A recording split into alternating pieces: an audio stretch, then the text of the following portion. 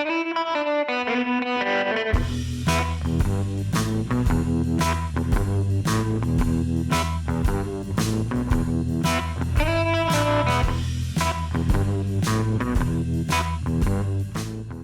and welcome to the Imaging Wire Show. My name is Brian Casey. I'm managing editor of the Imaging Wire. It's really great to be with you today. Our topic is analyzing Medicare's proposed 2025 rates and rules.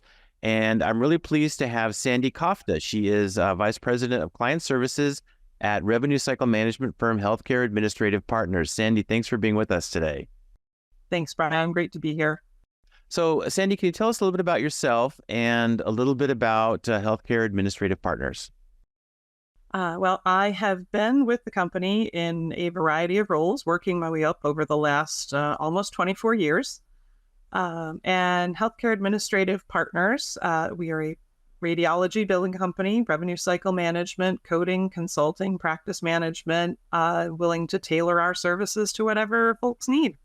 All right, very good. Now, you guys do a really great job of keeping on top of, various regulatory changes and reimbursement changes. And you just recently published an analysis of the proposed rules for 2025 from CMS, which runs the Medicare and Medicaid systems. And it sounds like that was a little bit of a mixed bag for radiology. There were some good news, some positive things that happened, but then also some negative things in terms of the rate cuts and things like that.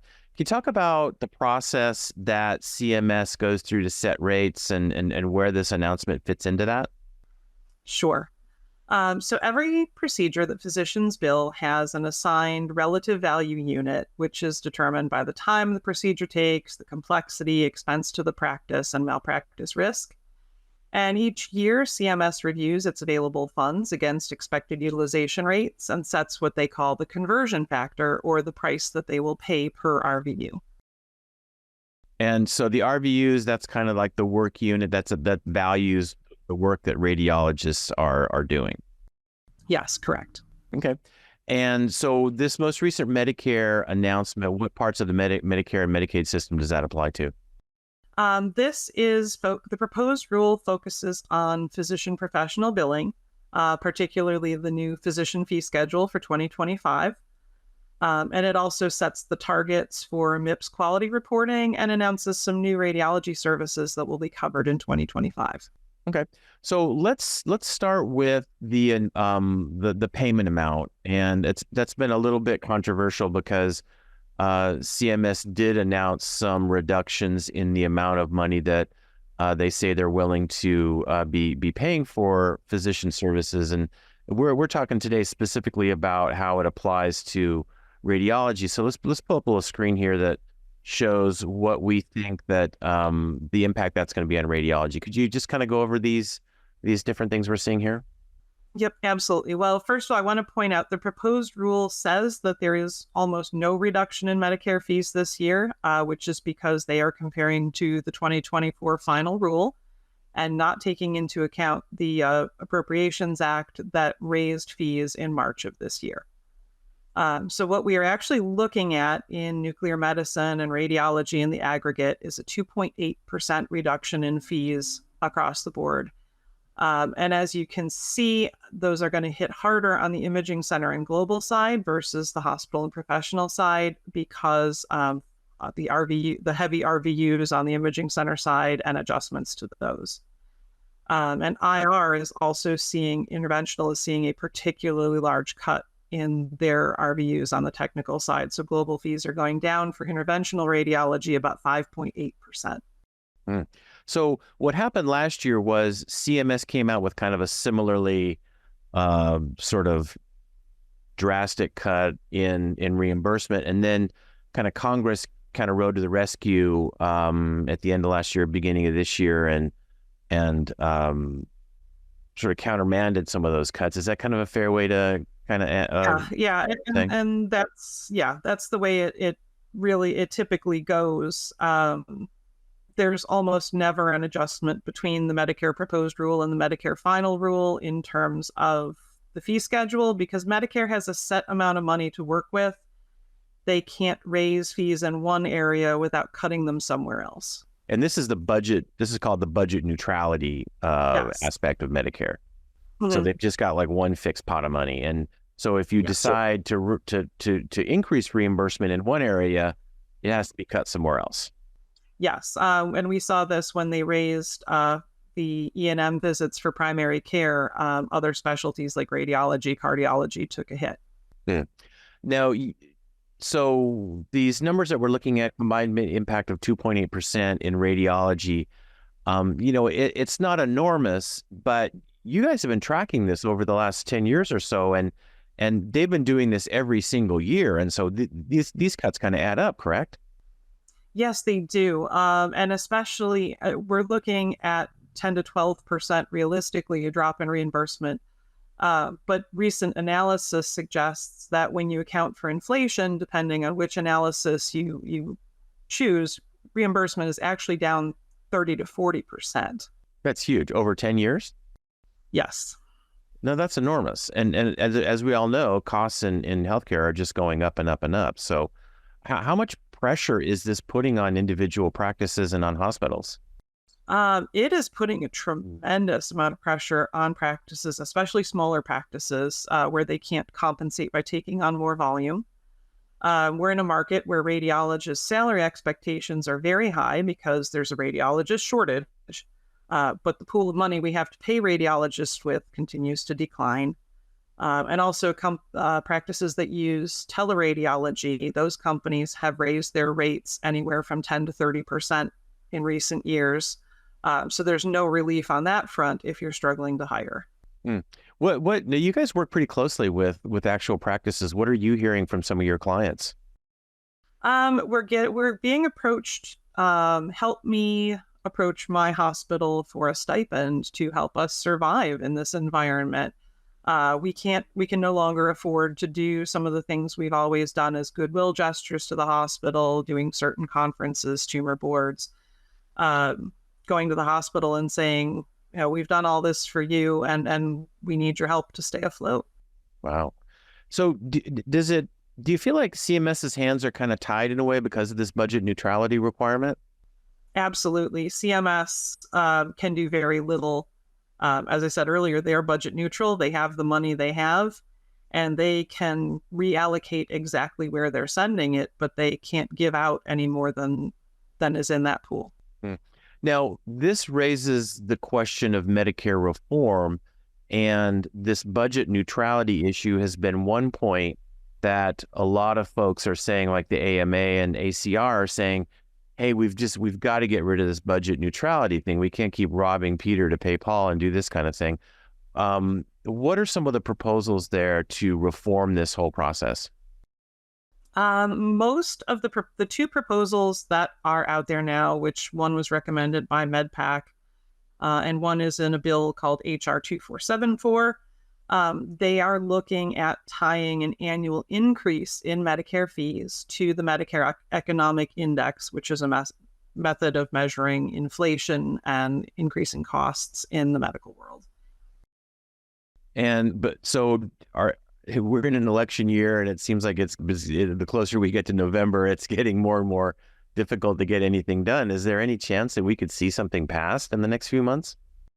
I have been to a couple of conferences lately. I've been reading articles, and most industry experts think that getting anything passed before the end of 2024 is unlikely. There is tremendous bipartisan support for the idea of this bill. But the disagreement comes in on how to pay for the additional Medicare reimbursement. And that's what's likely going to push this into 2025. And that's kind of the rub for everything. So in addition to the budget neutrality reform, what are some other aspects of Medicare reform that some folks would like to see? It is really primarily focused on getting rid of budget neutrality or finding some way to adjust for it. That is the biggest piece that folks are looking at right now. Okay. Now, this has all been kind of bad news up to this point. Yes. But there were some really some big wins for radiology in this last proposal. So let's talk about that. One of those was the approval finally of CT colonography payments, and then the other one we'll talk in a second about PET radiotracer reimbursement. So let's talk about CT colonography, also known as virtual colonoscopy. This has been around for decades. Yeah, It's an approved test by the USPSTF, but it hasn't had Medicare reimbursement. Can you right. talk about the change here and maybe why CMS has finally decided to start paying for this test? Yeah. So Medicare had their own standards for the data that they needed to see to prove the utility and effectiveness. And 14 years after the CPT code for this screening exam was created, they finally feel that that need's been satisfied.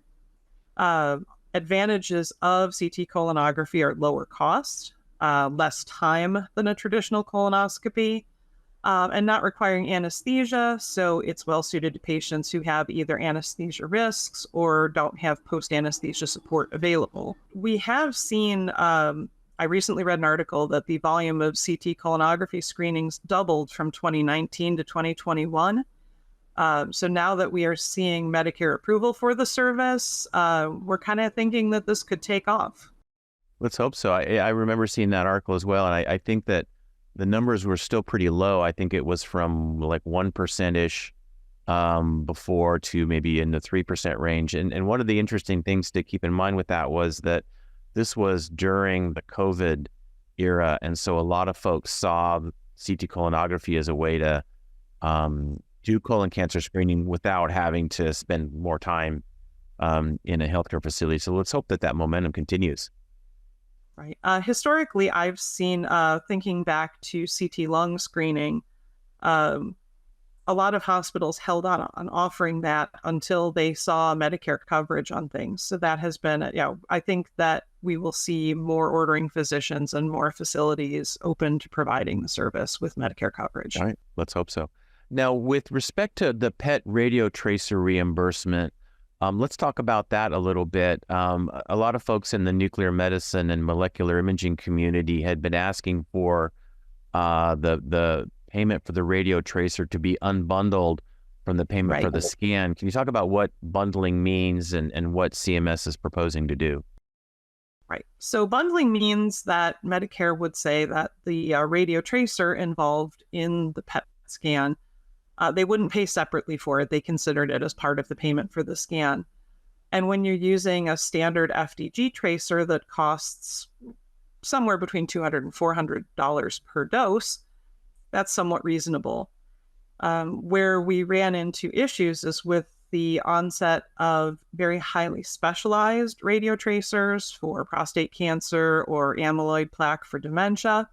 And these tracers can cost thousands of dollars per dose and often more than Medicare pays for the scan itself. And so by breaking that payment out, then it's going to be maybe a little bit fair to the practice and probably for the radiopharmaceutical firm as well. Yeah. It obviously makes no sense to offer a scan where you're going to eat $5,000 in expenses for that patient to have the scan, but being able to bill separately for the radiopharmaceutical will expand access for patients. Yeah, for sure. Now, another area was the merit-based incentive payment system, or MIPS. Can you talk a little bit about what some of the changes there are? The big change, in our opinion, was that they have taken 4 of the previous radiology measures and raised their value back to 10 points. In 2024 and looking at 2025 without this change, groups would have been hard pressed to meet the minimum 75-point reporting threshold without paying to use a quality clinical data registry to get access to additional measures. And so what do you think the impact of that is going to be on practices? It's going to make it easier for practices to at least avoid the penalty and possibly even get to an incentive. Having 4 measures available at 10 points and hopefully some others at 7, you can do really well and get yourself to the threshold of earning an incentive. Okay, very good.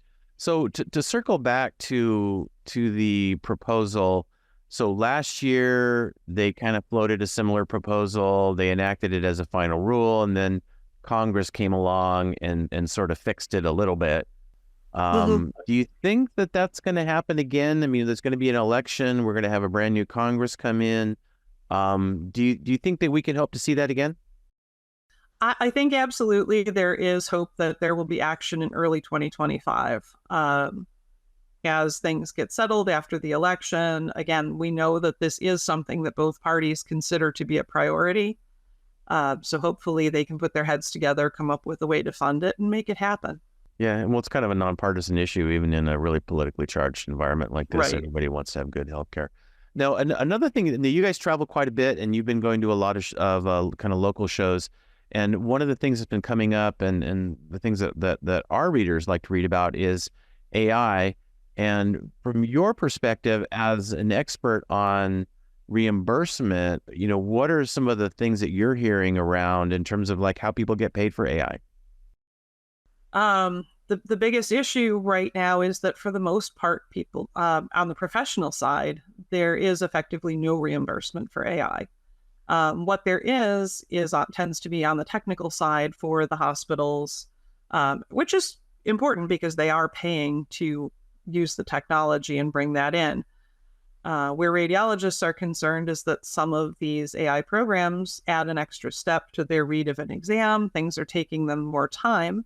And sure, it's contributing to their accuracy. It's the right thing to do for patients, but radiologists are wondering when they're going to get their share from this AI boom. That's a great question. Well, Sandy, how can our viewers get more information about your analysis of the changes?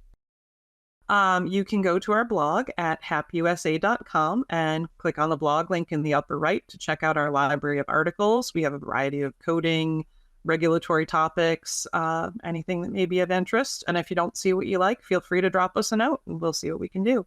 All right, very good. All right, well, some great discussion today. I'd like to thank Sandy Coffta of Healthcare Administrative Partners for being with us. Sandy, thanks again. Thanks, Brian. All right, signing off for the Imaging Wire, my name is Brian Casey.